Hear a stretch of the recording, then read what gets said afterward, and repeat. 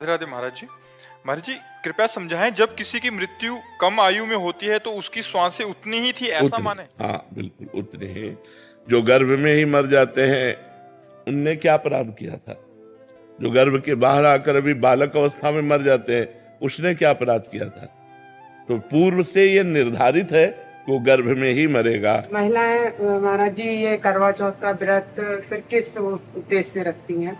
ये तो बहुत छोटे मोटे बातें हैं, ये गांव गली वाली बातें। ये अनुष्ठान किसी की मृत्यु को थोड़ी बचा सकते। करवा चौथ किसी की मृत्यु को बचा लेगी? आयु जब पूर्ण होती है तो देखो, गंगा जी अपने हाथ से अपने पुत्र को लेकर के गंगा में फेंक देती थी जिंदा। लोग तो मरा फेंकते हैं गंगा जी में, वो जिंदा फेंक देती थी गंगा जी। 7 पुत्र पैदा होते ही गंगा जी में फेंक देती थी। क्यों? क्योंकि उनकी आयु इतनी थी। उनको पता था वो अष्ट वसु में 7 जो थे उनको जन्म लेते ही मुक्त करना था। तो उन्होंने कह दिया था शांतनु से कि आप प्रश्न नहीं करोगे हमसे। उठाया और जिंदा गंगा जी में फेंक दिया। वो मरे और वसु रूप को प्राप्त हो गए। लेकिन 8वें में रोक दिया तो वही भीष्म पितामह जी के रूप में। तो हमारे मृत्यु लोक में अगर हमारा है कि गर्भ से 10 दिन निकलने के बाद मरना है तो 11वां दिन हम नहीं देखेंगे, 10वें दिन ही मर जाएंगे। इसमें हमें शोक नहीं करना चाहिए। ये तो बिल्कुल पक्का समझो, जो विधना ने लिख दिया 6ठे राव के अंक, राय घटे न तिल बढ़े रहुरे जीव निशंक। जितना लिखा है उतना ही जिएंगे, इसके आगे नहीं। महाराज जी जैसे हम महिलाएं जो व्रत रखती हैं पुत्रों के लिए या पति के लिए, उसके बाद भी ये बहुत छोटा सा सपोर्ट है। जैसे हमारी आयु 10 वर्ष है, अब हमको कोई विघ्न छोटा मोटा आने वाला है, माँ व्रत कर रही तो उसका जुकाम ठीक हो जाएगा, उसको बुखार नहीं, उसको चबेटा नहीं लगेगा, उसको चोट नहीं लगेगी। मृत्यु का निश्चित टाइम होता है, उसे रोका नहीं जा सकता। हाँ, अब जैसे मृत्यु योग लग रहा है, अभी मृत्यु नहीं है तो मृत्युंजय जप करो कट जाएगा। मृत्यु योग लग रहा है लेकिन मृत्यु नहीं है तो वो बच जाएगा। अगर मृत्यु है तो मृत्युंजय जप भी उसे नहीं काट सकता। नहीं, कोई बचा के देख ले। योग लग रहा है, पाप कर्म इतना उसका प्रभावशाली हो रहा है कि वो मृत्यु योग जैसा दंड देगा। तो मृत्युंजय जब किया योग कट गया। आयु नहीं, आयु अगर समाप्त हो गई है तो फिर समाप्त ही हो गई है, फिर उसे नहीं बढ़ाया जा सकता। नहीं, भगवान राम जी अपने पिता दशरथ जी को जीवित कर लेते और माता कौशल्या वैधव्य ना होती। विचार करो, यहां जो जन्मा राइट टाइम जब आया उसको यहां से जाना पड़ेगा। बिल्कुल कोई भी व्रत नियम संयम उसे नहीं रोक सकता। ये बाहरी सपोर्ट होता है, ये बाहरी सपोर्ट होता है। मृत्यु को नहीं रोका जा सकता। नहीं तो साधु महात्मा, मान लो आप एक करवा चौथ साल में एक बार ही तो होती करवा चौथ, यहाँ रोज करवा चौथ जैसा है। रोज उपासना है, रोज व्रत है, रोज नियम है, लेकिन मरते हैं ना संत महात्मा भी। जो रात दिन भजन करते हैं वो राइट टाइम मरते हैं कि नहीं? कोई जवानी में मर गया, कोई बुढ़ापा में मर गया, पर अब इस जन्म में भगवान के पास जाना, इसलिए हमें कोई शोक नहीं है। समझ पा रहे आप? वैभव ठाकुर जी। श्री राधे राधे। राधे राधे महाराज जी। महाराज जी, कई प्रियजन और कई बुजुर्गों को भी ये कहते हुए सुना है कि जिंदगी बड़ी मुश्किल से मिलती है। यारो, जो भोग सकते हो भोगो, एंजॉय करो। नहीं नहीं, ये नहीं। हम ये जरूर इस बात पे हाँ कहते हैं कि जिंदगी बड़ी कीमती है, जिंदगी बड़ी मुश्किल से मिलती है। दुर्लभो मानुषो देहो देही नाम क्षण भंगुरा तत्रापि दुर्लभम मन्येत वैकुंठ प्रिय दर्शनम। बात अब समझो, जिंदगी बहुत कीमती है यार। इसे गंदे कामों में नहीं, इसे अच्छे कामों में लगाओ। इससे भगवान की प्राप्ति कराओ, भगवान के प्रिय प्रेम को प्राप्त करो। ये जिंदगी का लाभ है। बुजुर्ग कहते हैं भोग भोगो आनंद लो। बुजुर्ग भक्ति भी कर लो बट एंजॉय भी करो। हमें तो आज तक नहीं समझ में आता कि एंजॉय है कहाँ। हम तो खोल के ऑपरेशन करके बात बताते हैं, एंजॉय है कहाँ?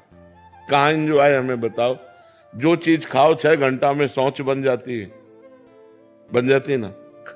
मनुष्य को सबसे ज्यादा प्रिय वस्तु क्या लगती है? रुपया इसलिए प्रिय लगता है कि हमें सामग्री मिलती है। सामग्रियों में खान पान सबसे प्रिय, पहनने ओढ़ने को मिले। और भोगों में स्त्री भोग या पुरुष भोग, खुली बात है।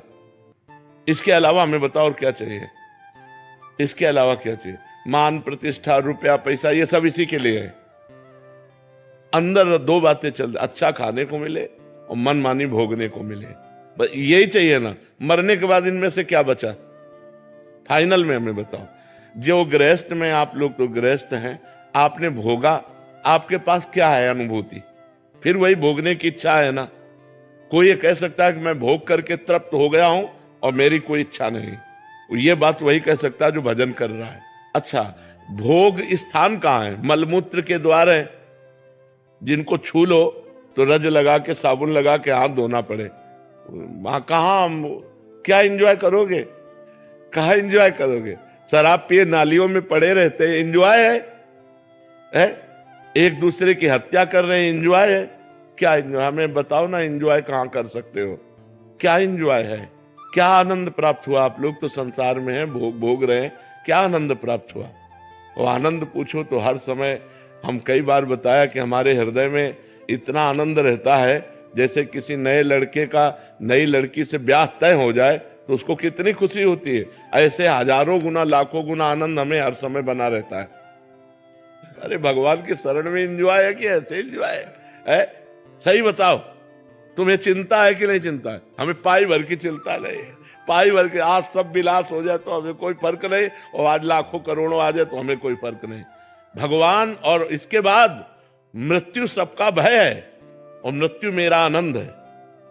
मरने से सब जग डरा मेरो मन आनंद, कब मरी हो कब भेटी हो पूरन परमानंद, कब शरीर पूरा हो और मैं अपने प्रभु के पास जाऊं। एंजॉय करने, सच्चा एंजॉय होगा।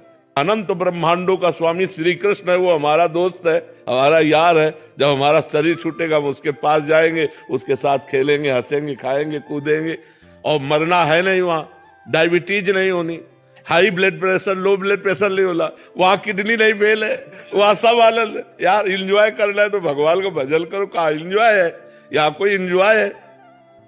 आप बताओ हमें, कहाँ एंजॉय है? क्या एंजॉय है? यहाँ कोई आनंद है? यार सब चिंतित हैं, सब शोकित हैं। जिनको तुम बड़ा आदमी समझते हो, जिनको बड़ा पदाधिकारी समझते हो, वो भी परेशान है। घर परिवार, नाना प्रकार की वासनाएं, इच्छाएं, सब परेशान है। बच्चा, अगर कभी किसी को शांति, विश्राम, आनंद और सुख मिला है तो भगवान की शरण में मिला है। इस संसार में एंजॉय करने से क्या? देखो, छोटी सी वस्तु के लिए भाई भाई की हत्या कर रहा है, पति पत्नी में विश्वास खत्म हो रहा है। हम बड़े चिंतित हैं, बड़ा समस्या समाज में हमारे आती है। ये एंजॉय कैसे कर पाएंगे? बहुत समस्या है। इसलिए एंजॉय के चक्कर में मत पड़ो, धर्म से चलो, नाम जप करो, धर्म से चलो। भगवान से प्रार्थना करो कि जीवन साथी ऐसा मिले कि हम प्यार भरा जीवन व्यतीत कर सके, पवित्र जीवन व्यतीत कर सके। कपिल परमार जी। महाराज जी। राधे राधे महाराज जी। महाराज जी, आप कह रहे हैं कि आपने भारत को पैरा ओलंपिक में कांस्य पदक विजेता हुए आप, तो महाराज जी ये कह रहे हैं कि जब ये ओलंपिक में सेमीफाइनल में फाइट हार गए तो महाराज जी आज तक महाराज जी वो रात को सोता हूँ कि क्यों हार गया, और अंदर ही अंदर तकलीफ नहीं, नहीं पा रहे। सुख दुखे समय कृत्वा लाभा लाभो जया जयो। सुख दुख में, लाभ हानि में और जय पराजय में समान भाव रखो। प्रारब्ध नहीं था विजय प्राप्त करने का, इसलिए हार आ गई, कोई बात नहीं, हम फिर प्रयास करते हैं। अगर प्रयास नहीं सफल होता तो सबसे बड़ी जीत हमें करनी है, नाम जप करके मृत्यु पर विजय प्राप्त करनी है। देखो, हम आपसे ये कहते हैं कि आप बहुत जीत गए, बहुत चीजें आपने प्राप्त कर ली, लेकिन मरेंगे तो आपके साथ कुछ जाएगा क्या? कोई ट्रॉफी, कोई आपके पास कुछ भी जाएगा क्या? नहीं जाएगा ना। तो आखिरी विजय तो आप हार गए, जो आखिरी फाइनल था वो तो आप हार ही गए ना, आपके पास कुछ नहीं जाएगा। और देखो, खास बात है, मान लो ये हम निराश नहीं कर रहे हैं इनसे, लेकिन आपको इस स्थिति से उठाना चाहते हैं कि आप जो निराश, खास बात है आखिरी फाइनल भगवान की प्राप्ति, वो है परम पद। अगर ये जीत गए तो हमारी अनंत जन्मों से जो यात्रा होती चली आ रही है वो हमारी फाइनल में अच्छी हो जाएगी। अगर मरे फिर सुअर कुत्ता बने और इधर इस जन्म के बड़े बड़े पद रखे, वो किस काम में आएंगे? मान लो आप ठीक है हार गए, कोई बात नहीं, नाम जप करो, आखिरी जीत मानो। हम जब मरे तो हम पवित्र आचरण करके भगवान का चिंतन करते हुए मरे तो हमारा जीवन धन्य हो जाएगा। आप निराश मत होइए। आप राधा राधा इच्छा होती है कि अब बहुत हो गया, 15 साल से मैं प्रयास कर रहा था एक ओलंपिक मेडल के लिए, जो मैं सेमीफाइनल लूज कर गया, मतलब। पर अब आप नाम जप करो और प्रयास करो। अगर आपको इसी में विजय प्राप्त करना है तो नाम जप करो, आध्यात्मिक बल से परिपक्व होकर आप आगे बढ़ो, ठीक है ना। निराश मत होइए, चैन से सोइए। जीत जाते तो क्या मिल जाता, वाहवाही ही तो मिलती है यार, वाहवाही ही तो है। मरने के बाद वाहवाही जाएगी क्या। इसलिए बहुत कैसे कैसे विजेता हो गए, कैसे कैसे हम कह रहे हैं, एक से एक गायक, एक से एक युद्ध करने वाले, एक से एक पराक्रमी, कौन जानता है यार उनको।